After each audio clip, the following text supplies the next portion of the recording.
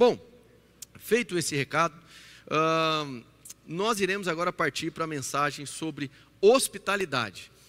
Muitas pessoas aqui têm acompanhado essa série, semana após semana, e nós chegamos no terceiro estágio dessa série. Então é uma série chamada O Caminho de Jesus, e a gente dividiu ela em 3 estágios. O primeiro, estar com Jesus. Então a gente percorreu ali 4 mensagens falando sobre estar com Jesus. Aí depois avançamos para o segundo estágio, que é o ser como Jesus, ou tornar-se semelhante a Jesus.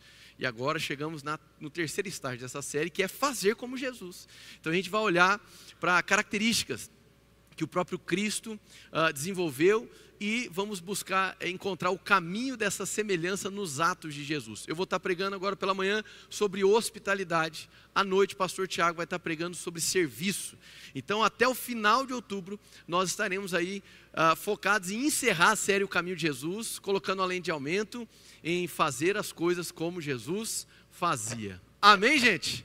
Essa jornada tem sido fantástica, eu particularmente tenho testemunhado isso, percebido isso, quando voltei dessa primeira viagem para os Estados Unidos, dessa viagem agora, eu pude perceber, irmão, sabe, não sei, algo específico de Deus para essa temporada, para essa estação.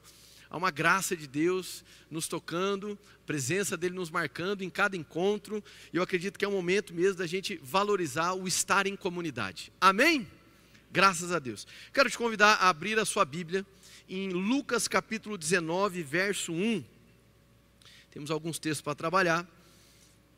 Se você puder ficar de pé, a nossa primeira leitura nós realizamos aqui de pé, né, um gesto simbólico em reverência à palavra. Lucas capítulo 19, do verso 1 ao verso 10. Eu vou estar lendo na versão NVI. É a mesma que vai estar no telão. Caso você esteja com outra, está tudo bem. Apenas para sinalizar. Lucas capítulo 19 é um texto muitíssimo conhecido. Vamos lá. Jesus entrou em Jericó e atravessava a cidade. Havia ali um homem rico chamado Zaqueu, chefe dos publicanos. Ele queria ver quem era Jesus, mas, sendo de pequena estatura, não conseguia, por causa da multidão.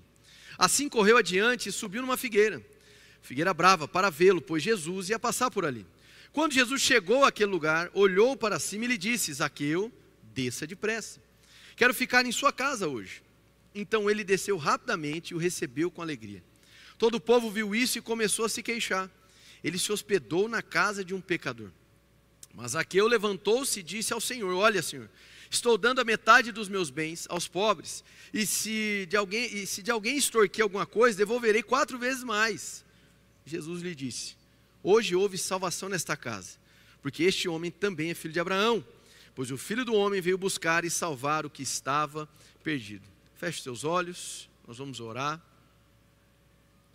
Peço que você desfrute agora de alguns instantes de silêncio, onde você vai aquietando a sua alma, vai diminuindo um pouco aí esse barulho das informações.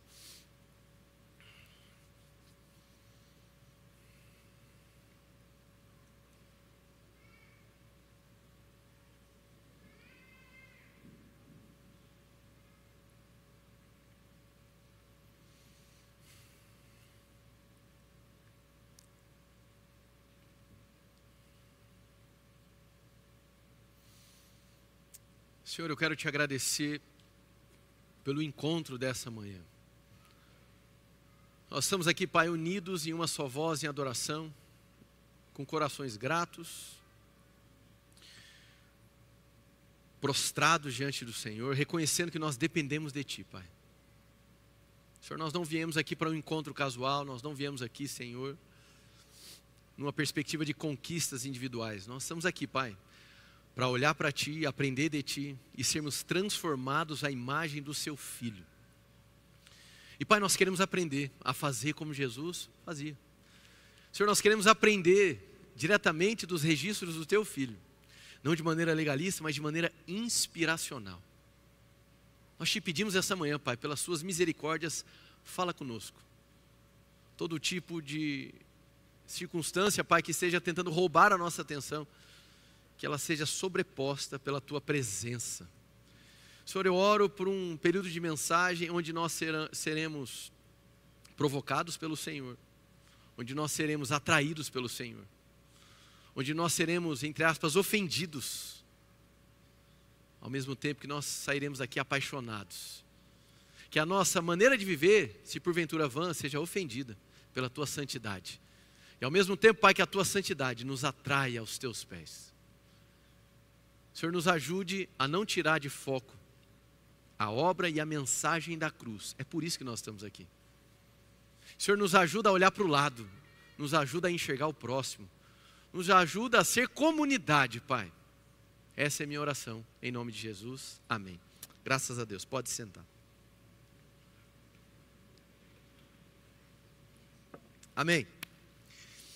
Irmãos, esse texto ele é muito poderoso e ele fala acerca de um homem que era cobrador de impostos, chefe dos publicanos. E para aqueles que não estão ambientados, imagine aqui comigo, vamos fazer uma viagem histórica. No período em que Jesus caminhou aqui na terra, cumpriu a sua missão terrena, a nação de Israel estava debaixo do domínio do Império Romano. E, obviamente, o Império Romano, ele acabava provocando um certo mal para aquele povo. Talvez eles não estavam em um tipo de cativeiro como na Babilônia, como no Egito, mas era um outro tipo de cativeiro, um cativeiro cultural, um cativeiro econômico, um cativeiro político. Então, aqueles que, porventura, se voltavam contra a própria nação de Israel, trabalhando a serviço do império, eles eram mal vistos pela comunidade de Israel. E esse era o caso de Zaqueu. Ele era alguém que, mesmo sendo judeu, ele estava a serviço do Império Romano. E este serviço dele fez com que ele enriquecesse. Então imagina como é que o próprio povo dele enxergava ele. O povo dele tinha uma visão muito ruim acerca dele. Olha só, esse é como um traidor, é um traidor da pátria. Ele está a serviço daqueles que nos ferem, a serviço daquele que nos rouba, que nos drena financeiramente, culturalmente, politicamente. Então esse era o sentimento. Então a conversão de Zaqueu, ela é registrada nas Escrituras, e o registro, ela é muito importante, porque ela demonstra que Jesus estava rompendo barreiras, amém? E sim, a mensagem é sobre hospitalidade, e evidentemente isso já gera em nós um pressuposto de sermos hospitaleiros em relação ao próximo, e de nós abrirmos as portas de nossa casa para receber outros, abrir as portas do nosso coração para conectar outras pessoas. Aí talvez olhando para esse texto, fala assim, mas espera aí, Jesus ele não abriu as portas da casa dele, não, ele se convidou para entrar na casa do outro, e foi exatamente o que ele fez, amém? Então, o evangelho de Lucas talvez seja o evangelho mais centrado, ou mais rico em demonstrar que Jesus utilizava como método do cumprimento da sua missão, o sentar à mesa, comer e beber, amém? Então isso é muito importante para nós. Jesus aqui nesse ato, vamos dizer assim, intencional, de se colocar e dele mesmo programar uma espécie de refeição em uma casa que não era sua, ele demonstra para nós a importância da mesa, a importância do comer e beber. Quando nós falamos sobre hospitalidade, é necessário que a gente tenha muita noção do que é que significa isso. Então, eu gostaria de começar aqui, trabalhando a definição sobre o que é hospitalidade. Receber Jesus na própria casa fez com que Zaqueu respondesse em adoração, devolvendo tudo aquilo que ele havia lesado os outros. E segundo o próprio Jesus, hoje houve salvação na casa de Zaqueu, naquela questão. É interessante porque aqui no verso 10, o evangelista Lucas vai dizer, pois o Filho do Homem veio buscar e salvar o que estava perdido. Repete comigo, o Filho do Homem. Muito bem, o Filho do Homem veio. Olha só que interessante isso. O Filho do Homem veio. Curiosamente, essa mesma expressão, ela é utilizada também em Lucas capítulo 7. Só que, diferentemente dessa expressão que o próprio Evangelho de Lucas traz, que ele veio para buscar e salvar o que estava perdido, em Lucas 7,33, 34, o que nós vamos perceber é, o Filho do Homem veio comendo e bebendo. É interessante isso, né? O Filho do Homem veio salvar o que estava perdido, buscar e salvar o que estava perdido. O Filho do Homem veio comendo e bebendo. Guarda essas informações. Bom, a título de definição, hospitalidade é a junção de duas palavras no grego. Philo, da onde deriva a expressão amor, né? É muito comum a gente pontuar o amor ágape, o amor fíleo, o amor storge, o amor eros, como tipos de amor, mas é importante destacar isso. Embora, dependendo do autor bíblico, ele vai utilizar essa expressão amor no sentido fraternal, no sentido eros, etc. É um equívoco a gente absolutizar, tá? E dizer que amor ágape é o amor de Deus e outros tipos de amores não são. Não é isso. Nós vamos ter vários textos bíblicos onde ágape é utilizado para falar sobre amor entre irmãos também, sobre amar o pecado. Então ágape é um absoluto, é a ideia de amor. E você tem desdobramentos no grego para se utilizar, dependendo do contexto, essas palavras. E essa expressão, hospitalidade, no grego, é a expressão philo, que é derivado de amor. Então repete comigo, amor. E uma outra expressão que é xenia ou xenia, que significa estrangeiro. Então a palavra é filoxenia, ou filoxenia, filoxenia. E ela é justamente o contrário de xenofobia. Uma palavra comum nos dias atuais, não é mesmo? Estamos aí convivendo com conflitos étnicos em diversas partes do globo e muito tem sido falado sobre grupos carregados de uma ideologia nefasta e que não conseguem lidar com o estrangeiro, ou que dependendo da cor, raça, etnia, gera em determinado grupo, geralmente pessoas extremistas, um desconforto, uma repulsa, justificando até mesmo a morte. Coisas terríveis, nós vivemos tempos terríveis. Certo? Então esse conceito não está distante de todos nós, porque nós acompanhamos os noticiários, etc. Grupos xenofóbicos, ou determinado povo sofrendo xenofobia. Pois bem, filoxenia é o contrário de xenofobia.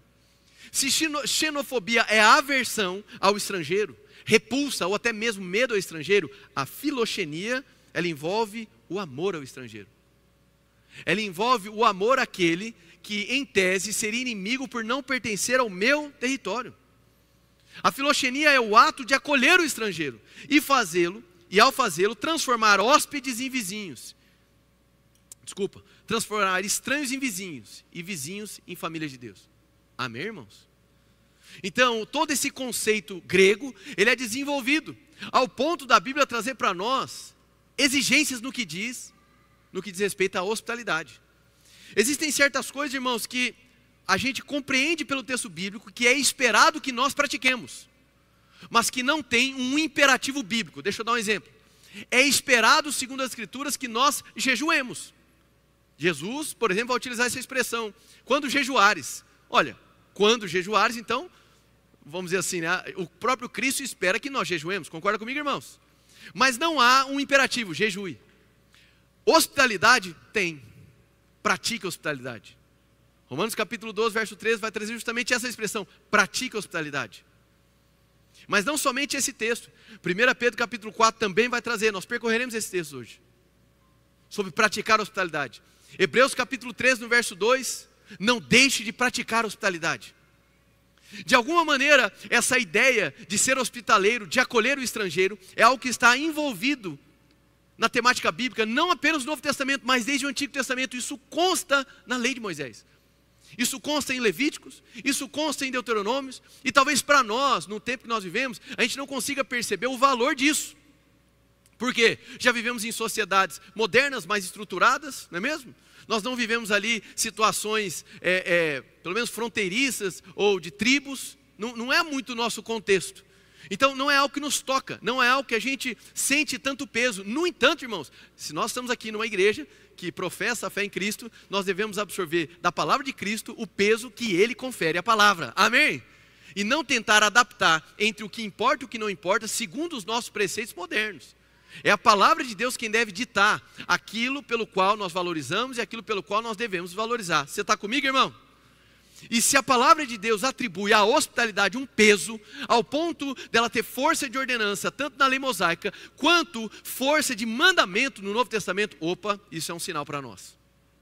Isso é um sinal para nós. Então, a filoxenia, ela é um tipo de código moral, é uma forma de viver que envolve vários aspectos: generosidade incondicional, respeito mútuo, promoção da paz, conexão humana, e ela é essencialmente oposta à xenofobia. Então, em um mundo, vamos trazer para os dias de hoje, em um mundo onde pessoas estão cada vez mais sectárias, se segregando, se separando, seja por orientação política, seja por questões étnicas, onde a gente percebe o mundo colapsando por ideias mesquinhas, onde pessoas estão cada vez mais em si mesmadas, onde atos absurdos são justificados por conta de discordâncias ideológicas. É o mundo que nós vivemos. Assassinato literalmente em praça pública, em faculdades, por discordâncias. e sendo justificadas simplesmente tentando diminuir o outro, desumanizando o outro. A xenofobia, ela é testemunhada na desumanização do outro. Ora, se eu trato o outro como um não humano, um inumano, então isso justifica que ele não exista. E a fé cristã responde a isso, dizendo: não, nós atribuímos existência ao outro, ainda que o outro seja declarado meu inimigo, eu enxergo ele a partir da ótica de Deus. Você está aqui, meu irmão? A fé cristã, ela é um ato de posicionamento contrário a essa maneira de se pensar, onde a divergência, seja lá de qual contexto for, não faz com que em mim suscite um ódio. Porque o que me move não são as minhas preferências, não são as minhas opções, o que me move é Cristo. E se é Cristo, então parte da espiritualidade cristã é passar a ver como Cristo, enxergar como Cristo, sentir como Cristo, agir como Cristo. Amém, irmãos? Qual é a resposta cristã ao mundo onde as pessoas estão cada vez mais divididas? Filoxenia. O acolhimento do estrangeiro, espiritualmente falando, geograficamente falando, etnicamente falando, culturalmente falando. É passar a enxergar o outro a partir de um olhar distinto, a partir de um ângulo diferente. Ok, mas como que isso sucede? Há um autor que eu gosto muito, ele já faleceu, chamado Henry Nouwen. Eu sempre cito ele é um padre, foi um padre do catolicismo romano. E eu gosto demais dos livros dele, para mim um teólogo fantástico. E nas palavras de Nouwen, a hospitalidade não é para mudar uma pessoa. A hospitalidade, ela vem para oferecer espaço para que a transformação aconteça. Você entendeu? A hospitalidade é a criação de um espaço livre no qual o estrangeiro pode entrar e se tornar amigo ao invés de inimigo. Nós vivemos na era da ditadura do ou é isso ou é aquilo. A filoxenia nos ensina que é possível que aqueles que discordam podem se sentar à mesa. E sentando à mesa, um pão pode ser partido. Amém, irmãos? E o ponto de convergência, o ponto que nos faz conectar e partir o pão, não é simplesmente porque nós concordamos ideologicamente, não é porque concordamos a nível de qualquer outra situação, mas porque nós atribuímos um ao outro existência, reconhecemos a nossa humanidade. O ponto que nos converge é sermos seres humanos, e isso é suficiente. Amém, irmãos? Uma das principais autoras acerca desse assunto, eu já até citei ela ano passado, chamado Rosaria Butterfield. Ela é uma ministra do Evangelho. Ela escreveu o livro O Evangelho e a Chave de Casa. É que em inglês fica um pouquinho diferente. O Evangelho e a Chave de Casa. E ela testemunha como ela foi radicalmente transformada e aproximada da família de Deus por meio da hospitalidade. Ela era, salvo engano, professora de universidade. Ela era uma das cabeças do movimento feminista naquela região nos Estados Unidos. Ela estava inserida também em um contexto de casamento homoafetivo, salvo engano. E ela tinha uma profunda repulsa à fé cristã. No entanto, ela acaba descobrindo que próximo à casa dela havia um casal que abria as portas da sua casa. Sistematicamente, toda semana, em um determinado dia, em um determinado horário. Aquele casal abria as portas da sua casa. Ela percebia que tinha semana que pessoas iam, outras não. Mas sistematicamente, sempre no mesmo horário, sempre no mesmo dia da semana, aquele casal abria as portas da sua casa. Até que um dia que ela estava agoniada, ela foi lá e sentou.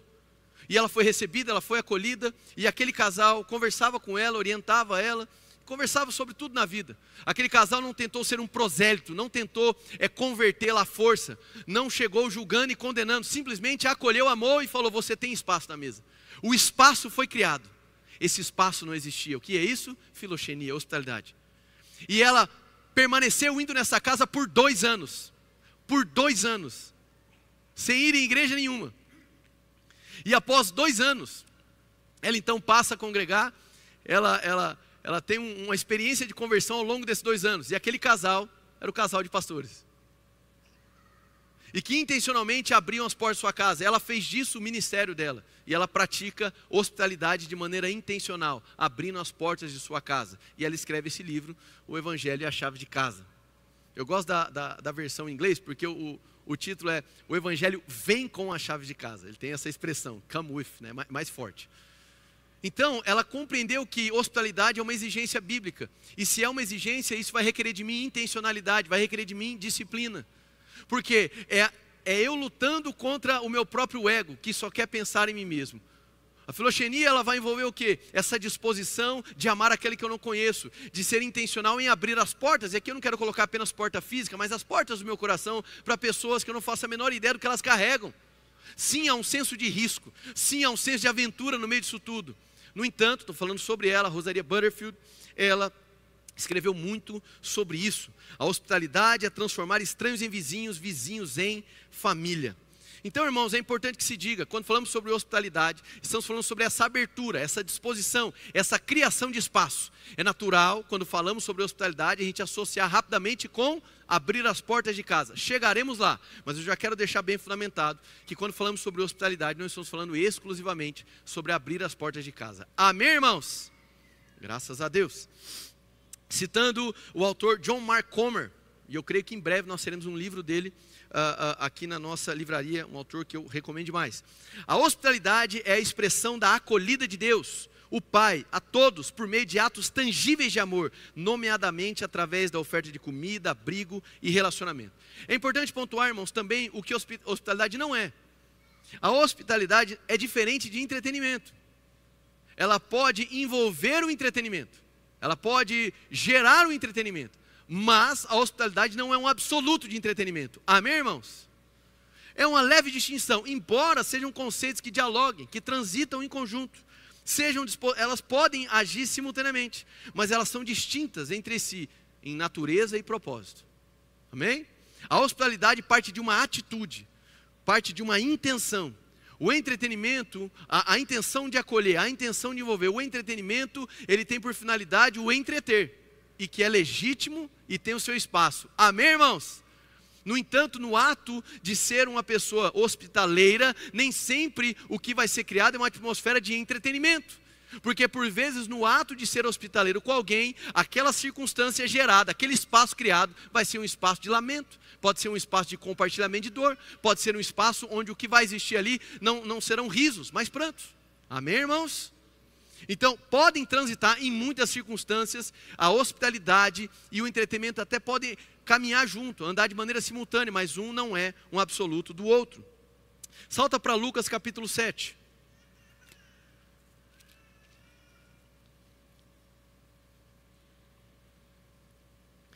Lucas capítulo 7, verso 33. Vai dizer assim: pois veio João Batista que jejua e não bebe vinho, e vocês dizem, ele tem demônio. Veio o Filho do Homem comendo e bebendo, e vocês dizem, aí está um comilão e beberrão, amigo de publicanos e pecadores. Mas a sabedoria é comprovada por seus discípulos. Convidado por um dos fariseus para jantar, Jesus foi à casa dele e reclinou-se à mesa. Ao saber que Jesus estava comendo na casa do fariseu, certa mulher daquela cidade, uma pecadora, trouxe um frasco de alabastro com perfume e se colocou atrás de Jesus a seus pés, chorando, começou a molhar-lhe os pés com suas lágrimas, depois os enxugou com seus cabelos, beijou-os e os ungiu com o perfume. Atenção aqui, percebe que é mais uma cena. Boa parte do ministério de Jesus envolvia ir até pessoas, sentar na mesa, comer e beber. Amém? Você pode dar graças a Deus por isso? Aleluia. Amém? Tem um autor que eu acho muito interessante, chamado Tim Chester. Ele, salvo engano, é um teólogo britânico. Ele é responsável por compilar as obras de John Stott, etc. E ele escreve um livro, que eu não encontrei a versão dele em português. Mas, se a gente fosse traduzir, basicamente, o nome do livro é Uma Refeição com Jesus. Basicamente seria isso o nome do livro. E ali ele vai colocar uma ênfase justamente em Lucas. E ele vai abordar da seguinte maneira: Lucas é um momento onde basicamente você e Jesus, ou ele está indo para sentar e comer, ou ele está sentado comendo e bebendo, ou então ele acabou de sair de uma situação onde ele estava comendo e bebendo. Né? E aí ele vai pontuar da seguinte maneira: primeiro Lucas escreve, o Filho do Homem veio buscar e salvar o que estava perdido. A gente leu isso em Lucas 19. Só que no mesmo evangelho de Lucas vai estar o que a gente acabou de ler: o Filho do Homem veio comendo e bebendo. E ele propõe algo que eu acho que faz muito sentido. Ele diz assim, olha, Jesus buscar e salvar o que estava perdido era a sua missão. Repete comigo, missão. Então pronto. Então a missão de Jesus era buscar e salvar o que estava perdido. No entanto, sentar à mesa, comer e beber, era o seu método. Diga método. Amém. Então a missão de Jesus era o quê? Buscar e salvar o que estava perdido. E qual método ele utilizava? Vamos sentar, comer e beber. Aleluia, irmãos. Essa era a ideia.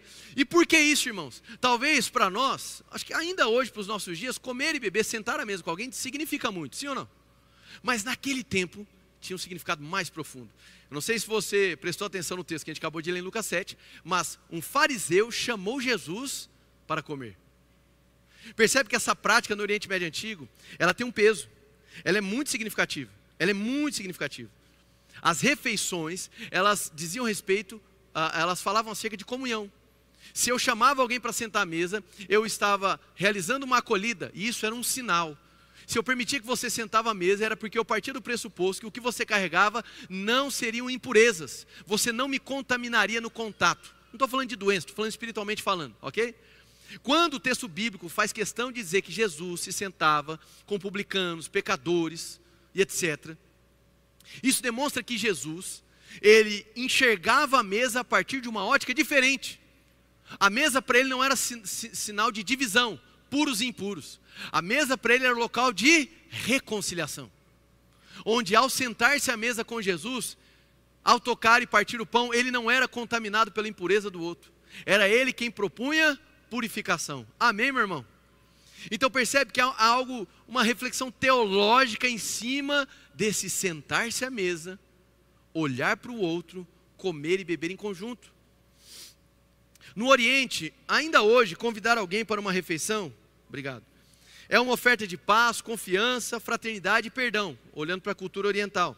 Compartilhar uma mesa significava compartilhar a vida, e no judaísmo em particular, a comunhão à mesa significa comunhão diante de Deus. Então, se eu te chamo para sentar à mesa da minha casa, se eu te chamo para comer da minha comida, e eu creio no Deus de Israel, olhando na ótica de judeu, eu estou te chamando para comungar com o próprio Senhor. Olha o peso do sentar-se à mesa, olha o peso da partilha. Pois o ato de comer um pedaço de pão partido por todos os que participam de uma refeição, revela o fato de que todos têm participação na bênção que o dono da casa havia proferido sobre o pão não partido. A inclusão dos pecadores na comunidade da salvação alcançada na comunhão à mesa é a expressão mais significativa da mensagem do amor redentor de Deus. Amém, irmãos? Então, são vários textos que às vezes a gente passa por eles e pensa que não tem muito significado. Olha lá. Amém? A gente pensa que não tem muito significado, simplesmente, só está narrando uma cena onde Jesus sentou e comeu, certo porque ele estava com fome. Não, existia um significado por trás disso, e eu creio que é didático, é pedagógico, é bíblico, é espiritual, a gente também ressignificar o que tem sido os nossos momentos de refeição, o que tem sido os momentos onde nós intencionalmente trazemos pessoas à mesa. Amém, irmãos? Então isso aqui é algo extremamente significativo. Então as refeições de Jesus, ele estava ali desenvolvendo a sua missão e por meio de um método. O autor Robert Carris diz da seguinte maneira: no Evangelho de Lucas, Jesus está indo para uma refeição, comendo uma refeição ou saindo de uma refeição. E um convite para uma refeição abriu o caminho para uma reconciliação. No entanto, irmão, a gente precisa tomar muito cuidado. Porque quando a gente fala sobre chamar pessoas para dentro das nossas vidas, a exemplo aqui, chamar pessoas para dentro da nossa casa, vamos pegar como símbolo, por vezes a gente pensa que isso é uma abertura ao controle. Olha, se eu estou dando espaço para que a pessoa acesse a minha vida, se eu estou dando espaço para que a pessoa sente na minha mesa, ela tem que esperar de mim que eu vou ditar as regras. E isso, irmãos, é manipulação. Amém? É manipulação. Não seja apressado. Não seja apressado. Desfrute da companhia das pessoas com um ponto de convergência de que nós somos seres humanos. Não seja um desesperado de tentar convencer as pessoas da sua fé a qualquer custo. Não fique desesperado se você tem sentado 1, 2, 3, 10 vezes com um familiar, com um amigo, uma pessoa que você tem carinho, mas que essa pessoa ainda não passou a congregar na sua igreja, ou que essa pessoa ainda não faz parte ou partilha da mesma fé. Calma, calma, tenha calma. Sejamos como Jesus. Vamos passar a interpretar o momento da mesa, o momento da acolhida, como o próprio reino de Deus. Vamos nos alegrar pelo ponto de uma mesa estar sendo celebrada. E essa mesa, um espaço está sendo criado. É evidente que o desejo do nosso coração é que reconciliação se estabeleça. Mas calma, tenha calma. Eu faço coro com a reflexão de que os dias atuais, uma das marcas da era que nós estamos inseridos, é o individualismo exacerbado. Sim ou não, irmãos? O individualismo exacerbado. Se você parar para analisar, hoje nós vivemos em casas com muros. Quando saímos das casas, predominantemente você está num carro ou numa moto, ou seja, no seu meio de transporte. E quando você sai de casa, sai do meio de transporte, você está no seu celular. Você está no meio de uma multidão, mas você vive isolado do mesmo jeito. O carro basicamente é o quê? Um pedaço da sua casa ambulante, que você sai andando. Você não tem contato com as pessoas, você só fica ali enclausurado, só fica ali restrito a isso. Eu não estou dizendo que são ilícitos, que são atitudes erradas, amém? Mas a gente precisa parar para refletir, é o tempo que nós vivemos. Antigamente, as pessoas que viviam em tribos, em vilarejos, em cidades de informação, e não dispunham da tecnologia que nós temos hoje, elas eram essencialmente comunitárias de maneira espontânea. Espontaneamente, seja por sobrevivência, seja por conveniência, amém? Mas o ser uma comunidade era algo que fazia mais sentido. Nos dias atuais, ser comunitário, irmãos, exige disciplina e intencionalidade. Amém, gente? Isso aqui é muito sério. Muito sério. Quando eu falo sobre hospitalidade, eu não estou pontuando apenas da porta da igreja para fora, de pessoas que não estão na igreja. Eu estou falando começando entre nós. Começando entre nós. O fato de sermos uma igreja grande, que é algo que a gente fica feliz, né? Milhares de pessoas, a gente fica muito feliz por isso. Mas ao mesmo tempo, gera em nós um baita de um desafio. Nós vivemos em uma geração individualista. A tendência é a impessoalidade. E nós, como igreja, precisamos entender que a igreja é a resposta para isso. A resposta é uma resposta comunitária. Agora, como efetivar isso? Porque se depender de nós, estou falando assim espontaneamente falando, a gente se esquece. A gente está tão ocupado fazendo as nossas próprias coisas, e coisas são legítimas, coisas são honestas, coisas que são necessárias.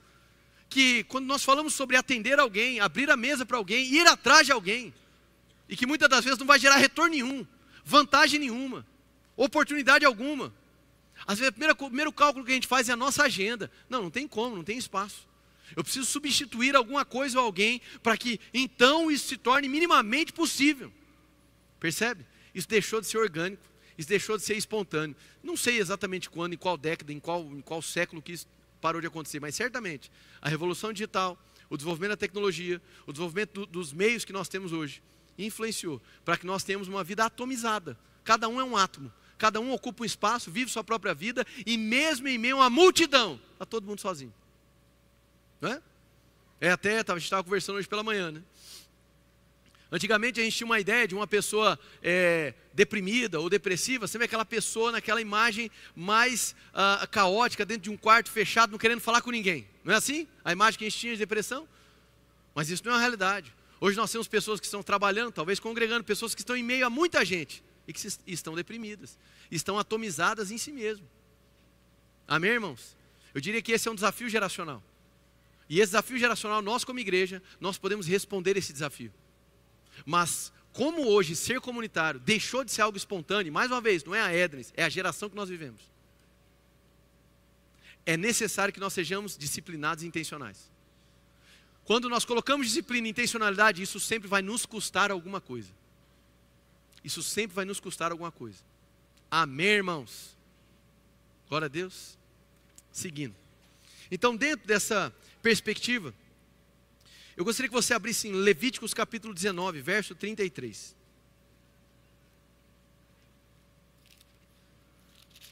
Levíticos 19, verso 33.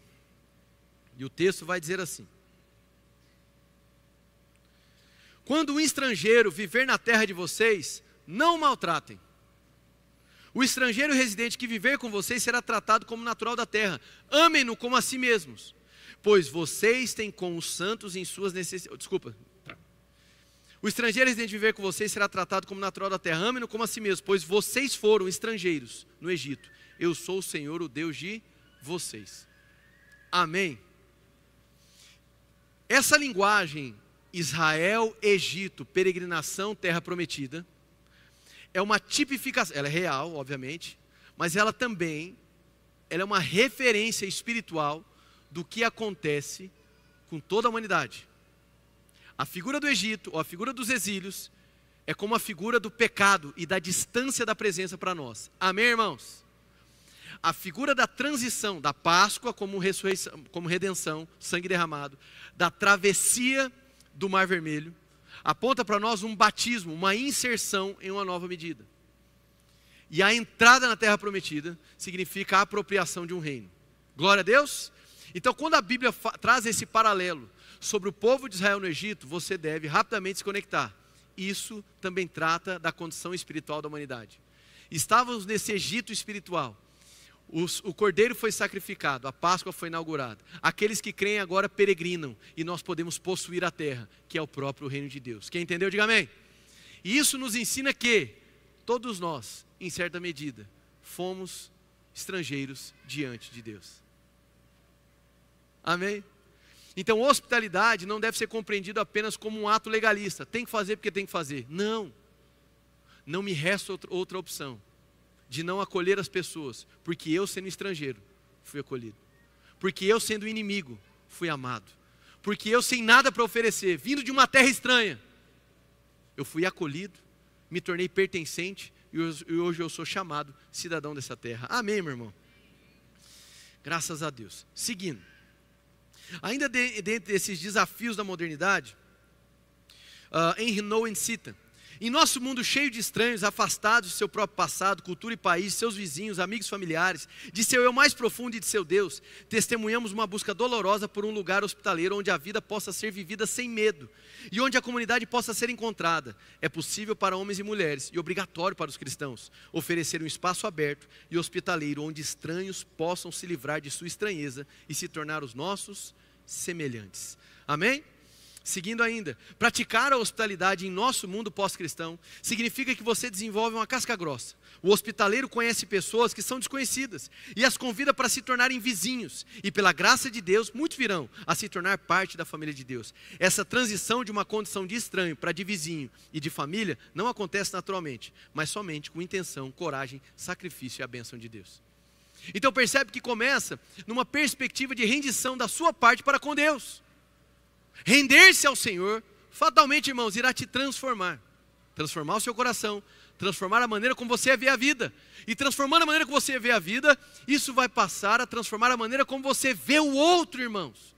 Uma das maiores dádivas da fé cristã, uma das maiores ações do Espírito Santo, é cooperar para que nós consigamos enxergar o outro.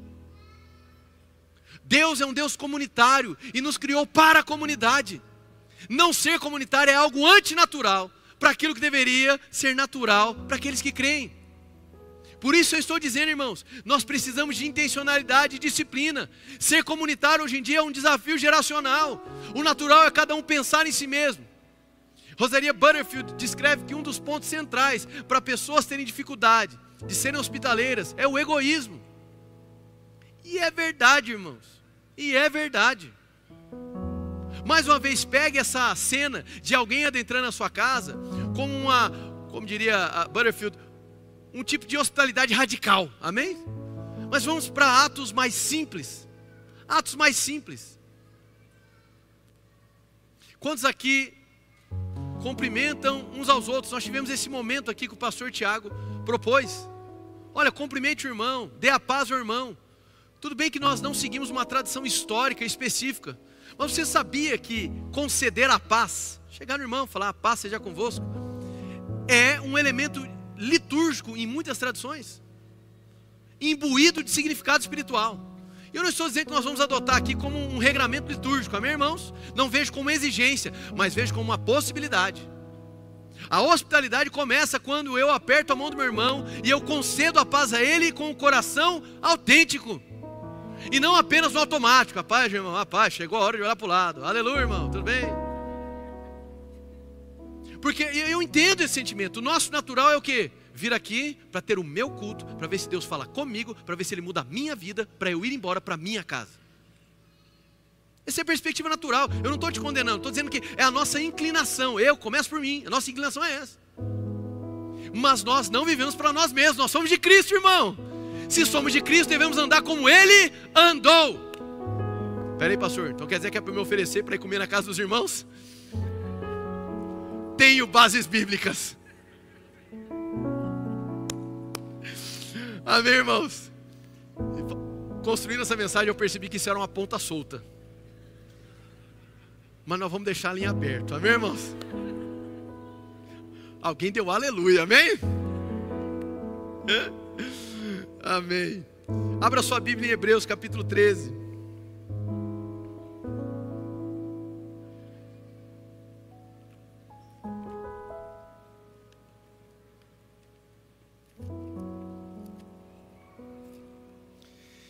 Hebreus 13.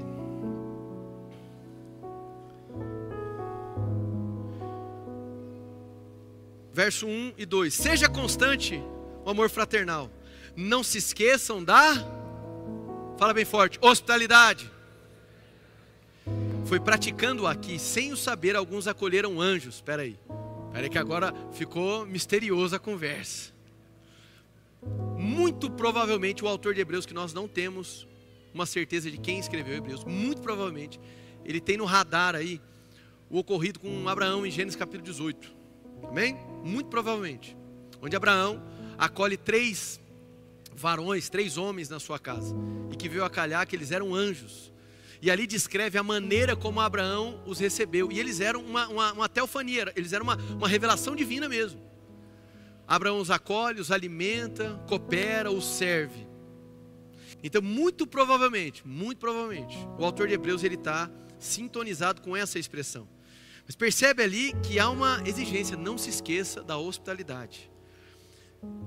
Apenas para pontuar, Romanos capítulo 12, verso 13 diz: compartilhem o que vocês têm com os santos em suas necessidades, pratiquem a hospitalidade. A expressão aqui no grego, pratiquem, ela é um tipo de verbo carregado de intencionalidade. Não é um tipo de prática casual, ou se for possível, contingencial. Não. Coloque disciplina, intenção. Faça isso mesmo que isso tenha um caráter sacrificial, porque tem um caráter sacrificial. Pratique a hospitalidade. Amém, irmãos? Dentro, vamos dizer assim, do mosaico de prática cristã, se a hospitalidade for esquecida, nós estamos amputando a fé cristã de ser fé cristã. Por quê? Porque ela é direcionada a Deus e ao outro. Eu olho para o céu e olho para o próximo. Eu olho para o Senhor, eu olho para as minhas dores e coloco diante do Senhor, mas eu também olho para a dor do outro. Eu compreendo que Deus em Cristo criou um espaço para que eu pudesse me reconciliar. E por conta desse ato eu busco criar um espaço com o outro para que ele possa se reconciliar. Amém, irmãos?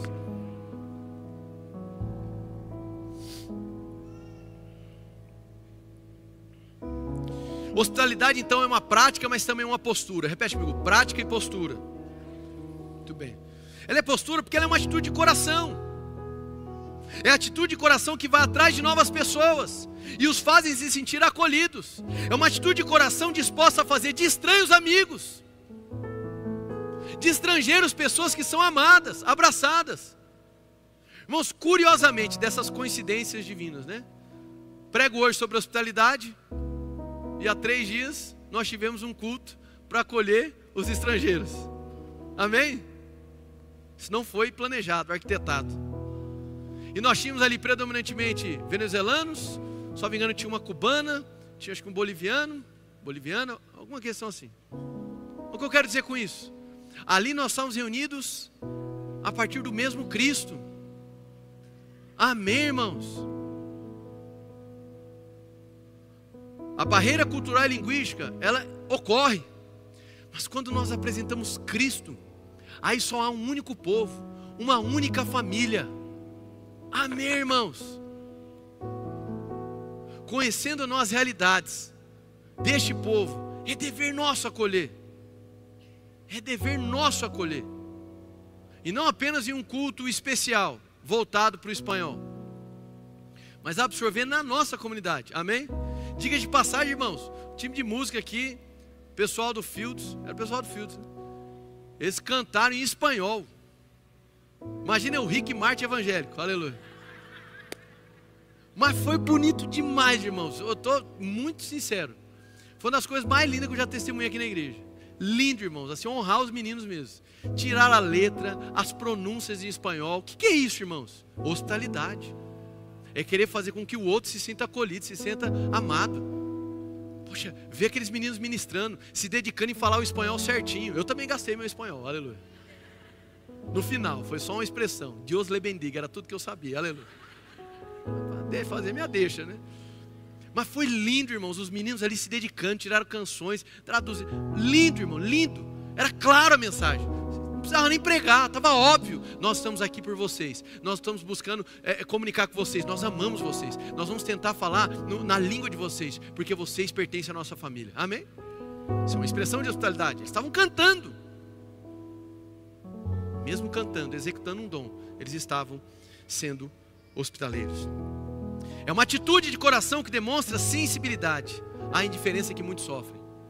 Nós vivemos em um mundo onde há muitos conflitos que envolvem sim xenofobia, mas existem outras separações que têm acontecido, em especial no nosso país, que talvez elas não sejam caracterizadas como xenofobia, ok?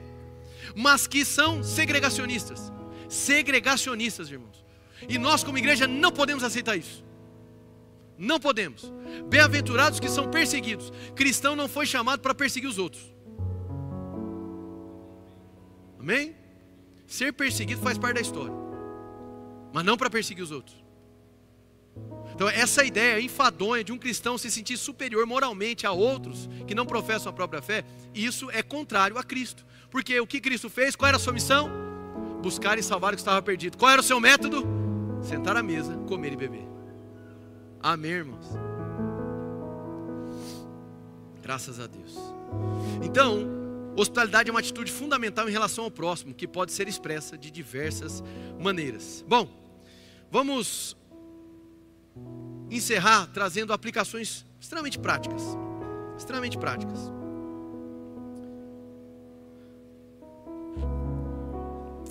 O reverendo Tim Keller faleceu, acho que tem 2 anos. Falando sobre hospitalidade, ele trouxe algumas aplicações individuais e coletivas, que eu acho que sejam válidas para nós. Eu quero aqui refletir em cima do que ele falou. Então lembrando, a hospitalidade não deve se limitar ao seu sentido literal, de receber um estrangeiro em nossa casa, amém? Embora seja importante nunca esquecer ou negligenciar isso, mas sim uma atitude fundamental para com o nosso próximo, que pode ser expressa de muitas maneiras. Aplicações individuais. Primeiro e mais óbvio, convide pessoas para a sua casa. Convide pessoas para a sua casa. Amém, irmãos? Com sabedoria, entendendo que é um ato sacrificial. Mas nós somos de Cristo. Nós somos de Cristo. Segundo, convide pessoas para a sua casa espiritual. A igreja, irmãos. Amém? Vou trazer uma estatística impressionante para vocês. 98% das pessoas que vêm para uma igreja, vêm porque alguém convidou. Espetáculo de estatística, né? É meio óbvio, né? O que eu quero dizer com isso? Nós precisamos cultivar o hábito de convidar pessoas para a igreja. É uma maneira de ser hospitaleiro, convidar pessoas para a sua casa espiritual. Terceiro, faça refeições em conjunto. Amém? Tudo bem, você não é Jesus para se oferecer, amém? Mas dá para combinar, aleluia? Dá para combinar. Eu sei que muitas das vezes, irmãos, você já está tão ocupado, você já fez tanta coisa na semana, que você pensa assim, ok, eu vou me sacrificar para ir no culto, mas saiu do culto, irmão, eu não quero ver ninguém. Eu só quero cumprir meu rito semanal. Vamos expandir um pouquinho mais essa ideia de cristianismo. E vamos colocar um pouquinho de sacrifício. Isso é praticar a fé cristã, isso vai fazer um bem para a sua alma. A tendência é a atomização, a tendência é pensar que nós estamos sozinhos. Quarto, esse aqui é maravilhoso. Hospede um pequeno grupo na sua casa.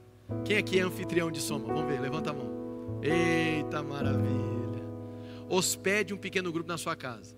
Esse ano, nós temos mais de 90 casas abertas. Amém? Começamos com 90 e tantas, chegamos a ser mais de 90 casas abertas. Ano que vem, irmãos, eu creio, em nome de Jesus, nós vamos, pelo menos, andar mais 50% desse alvo. Amém? E eu quero desde já te convidar a orar sobre isso. Hospedar um pequeno grupo na sua casa. Se você ficar esperando o melhor cenário, ele não vai existir. Se você ficar esperando os astros se alinharem, isso não vai acontecer. Se você ficar esperando tudo de bom acontecer para que você intencionalmente hospede pessoas na sua casa com um pequeno grupo, talvez esse cenário nunca vai chegar. Amém? Agora, de maneira coletiva, seja um voluntário. Você agindo como voluntário, você basicamente vai estar o quê? Indo até alguém, servindo alguém. Você está criando pontes. Hospitalidade é sobre criar pontes. Seja um voluntário no instituto social. Ali você vai conseguir ter maior perspectiva das dores da sociedade. Você precisa de ver, irmãos, eles recrutaram 10 pessoas que falam espanhol para estar aqui servindo o povo de língua espanhola. Olha que coisa mais linda. Cada ato de serviço é uma ponte que é criada. Talvez você está aqui, irmão, já tem um tempo, já fez o Bases e está aí. Eu sou um consumidor profissional, aleluia. Não, Deus está te chamando para atuar. Aonde? Meu irmão, tem um monte de cenário. Só procurar qualquer liderança, pastor, eu quero servir aonde? Meu irmão, servir, ponto. Servir. Se eu pertenço, eu coopero, é o nosso processo. Isso também é uma ação de hospitalidade. E vou utilizar a expressão do inglês: passar a paz, dar a paz ao irmão. Mais uma vez, eu não quero trazer um novo regramento litúrgico para nós, mas eu quero convidar a igreja a entrar numa dimensão de um significado mais profundo sobre o que é dar a paz ao irmão. Amém, gente? Glória a Deus. Olha para a pessoa que está do seu lado, e aí você vai dizer para ele: irmão, que a paz seja multiplicada na sua vida.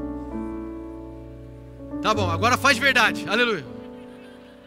Vai lá, de um lado para o outro, olha nos olhos desse irmão e diz para ele: meu irmão, que a paz seja convosco. Vai, seja intencional, irmão. Ah, eu não gosto, tudo bem, faz sem gostar. Vá, conceda a paz. Diga a ele, olha para o que está atrás, olha para a fileira de trás. Não faz todo mundo ao mesmo tempo, senão ninguém vai se ver. Calma, deixa alguém olhar para você. Vai lá, olha para ele e fala: a paz, meu irmão. Vai, vamos, igreja. Vamos lá. Com os olhos nos olhos, vamos.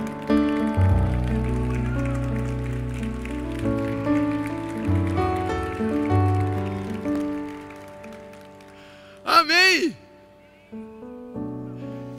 Então esses momentos agora, onde nós vamos cumprimentar uns aos outros, agora ganha um novo tom na nossa comunidade. Amém? Porque, irmãos, nós, presta atenção, isso não é uma missão só minha como pastor. Nós como igreja precisamos lutar contra a impessoalidade.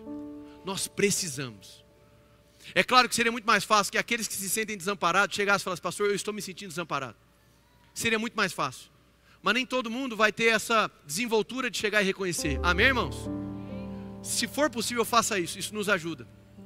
Lembra uma vez que a gente levantou aqui irmãos que estavam se sentindo desamparados? Foram mais de 60. A gente conseguiu agendar todos os irmãos. A gente vai colocar o nosso empenho. Mas isso não pode ser apenas uma ação ministerial. Tem que ser da comunidade. Você tem que aqui, na comunidade, olhar para o lado. Ah, mas eu não tenho um soma. Procure um. Mas mesmo se não tiver, olhe para o lado e pense que o outro existe. Atribua a ele significado. Mas eu tenho pouco tempo na igreja. Não importa. Isso não é da igreja, é de quem é de Cristo.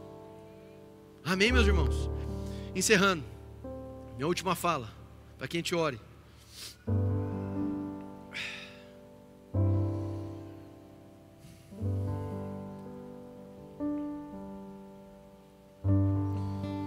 Graças a Deus. Graças a Deus.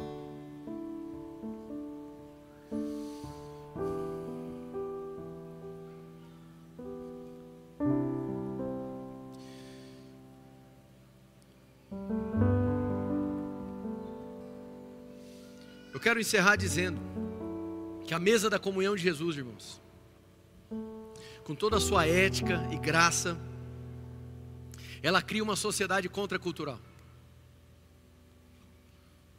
O comportamento de Jesus, as ações de Jesus, eles colapsam essa maneira individualista de viver. Quando falamos sobre sermos intencionais, estamos falando sobre encurtar distâncias. E a minha oração é para que nós estejamos atentos ao quão distantes nós estamos uns dos outros, para que, pelo amor de Cristo, nós possamos percorrer essa distância, encurtar os espaços e sermos hospitaleiros uns aos outros. Pratique hospitalidade. Quem foi abençoado, dá uma glória a Deus bem forte.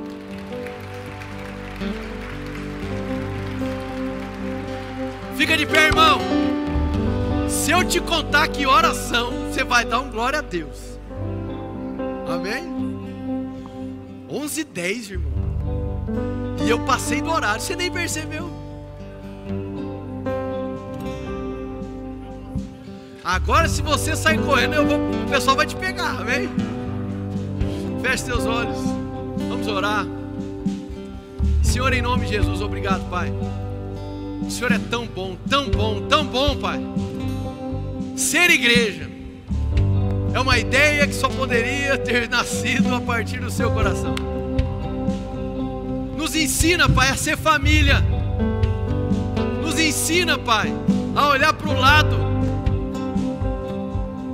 Sabe, Senhor, amplia em nós essa ousadia de abrir espaços para que pessoas tenham a possibilidade de serem transformadas.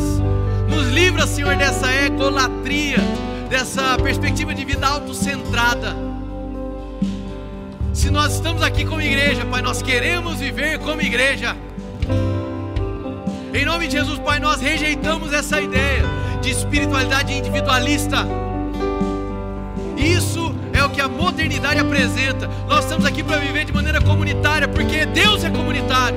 O Senhor nos fez com a essência comunitária. Não queremos andar de maneira antinatural ao que você criou.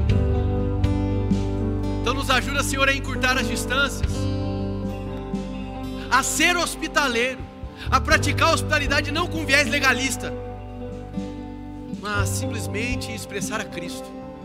Senhor, se pessoas aqui foram feridas em processos semelhantes, Senhor, eu oro pela Tua cura, eu oro por restauração, porque, Senhor, a resposta a isso não é o não compromisso com o outro. A resposta, a solução para aquele que foi ferido, encurtando distâncias, não é aumentar as distâncias, mas reconstruir o caminho.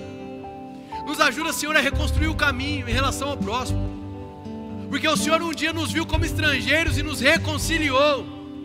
E nós queremos, Senhor, ofertar mesas para que pessoas possam ser reconciliadas. De olhos fechados, irmãos, de olhos fechados, presta atenção. Talvez você aqui se vê como alguém carente de reconciliação com Jesus. Talvez você se vê como aquele que está fora das portas da cidade, utilizando linguagem bíblica. Jesus, Ele ocupou esse lugar, Ele saiu ali daquele local central e foi jogado para fora da cidade. Ele ocupou o local de estrangeiro no nosso lugar, para que eu e você, que éramos estrangeiros, pudéssemos pertencer à família de Deus. E essa é a boa notícia do Evangelho a todos que estão aqui. Não precisa mais andar sozinho, não precisa mais se sentir estranho nesse mundo, não precisa mais lutar sozinho contra a solidão, porque Cristo morreu naquela cruz para lhe aproximar. E abre-se aqui um espaço, uma oportunidade para que você se renda a Jesus. Se renda a Jesus. Se você está aqui nessa manhã e quer entregar a sua vida para Jesus, se você reconhece que tem lutado sozinho, sentindo o peso muitas das vezes da solidão, quero te dizer que Jesus é a resposta. Ele é a melhor companhia. Ele é maravilhoso, Ele nos enche de afeto. A igreja tem o seu papel de abraçar, mas eu quero te dizer que a principal decisão na sua vida é abrir o seu coração para Cristo. Se você está aqui nessa manhã, de olhos fechados, não desvie a atenção. Se você está aqui nessa manhã e quer entregar o seu coração para Jesus, levante bem alto a sua mão que eu quero orar por você. É tempo de entrar na casa do Senhor. Se você está aqui nessa manhã, graças a Deus, fica a mão levantada. Quantos mais querem hoje entregar a sua vida para Jesus? Levante a sua mão do lugar onde você está, nós queremos orar por você. Graças a Deus. Se você estava distante e quer voltar para os braços do Pai, você que estava longe e quer voltar para os braços dele, levanta a sua mão. Nós queremos orar por você, graças a Deus. Eu vejo lá atrás também. Graças a Deus. Quantos mais querem hoje? Graças a Deus. Graças a Deus. Quantos mais querem hoje entregar a sua vida para Jesus ou voltar para os braços dele? Essa é a decisão. Nós queremos orar por você. Graças a Deus. Graças a Deus. Graças a Deus. Graças a Deus. Todos vocês que levantaram suas mãos, nós vamos orar por você nesse momento. Eu gostaria que os voluntários se aproximassem. Nós temos vários irmãos ali. Se aproxime deles. Voluntário, voluntário. Tem gente aqui, por favor. Vem aqui, vem aqui, vem aqui. Tem gente aqui, ali atrás. Está aí já? Todo mundo? Fique com esse irmão até o fim, amém? Até o fim. Depois, acabando o culto, você vai trazer esse irmão aqui. Vem te abraçar ele. Vamos aplaudir esses irmãos? Graças a Deus. Agora vamos orar por eles.